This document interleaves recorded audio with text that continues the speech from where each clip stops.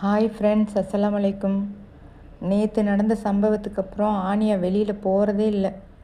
இந்த ஹால்குள்ளேயும் இந்த வீட்டுக்குள்ளேயும் கதவை திறக்க சொல்லி பாருங்கள் என்னென்ன பண்ணிகிட்ருக்கான்னு. கதவை திறக்கணுமா, உள்ளே தான் இருப்பாளாம், வெளியில் இருக்க மாட்டாளாம்.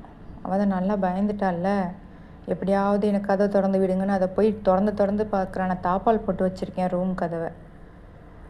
வெளியில் போக மாட்டாளாம், அயான் கூடயும் சேர மாட்டாளாம். சரி நீ உள்ளே போய் சேஃப்டி ஆயிருன்னு சொல்லிட்டு திறந்து விட்டுட்டேன். அதோட உள்ளே போயிட்டா அவள்.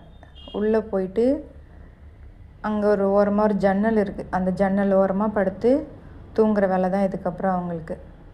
தூங்க போயிட்டாளா. சரி இந்த பக்கம் அயான் என்ன பண்ணுறான்னு சொல்லிட்டு வெளியில் வந்து பார்த்தா உட்காந்துருக்கான். அப்படியே சைலண்ட்டாக உட்காந்துருக்கான். வலி, ஓவர் வலி. மூஞ்சி பாருங்களேன், எவ்வளோ அழகாக இருந்த பையன் எப்படி ஆயிடுச்சு பாருங்கள். ஃபேஸ் ஃபுல்லாக காயம்.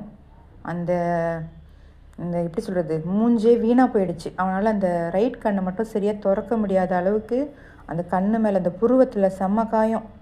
அங்கே அந்த தலை முடி எல்லாமே பிச்சிடுச்சு. பாவமாக இருந்துச்சு. வலியில் உட்காந்துருக்கான்.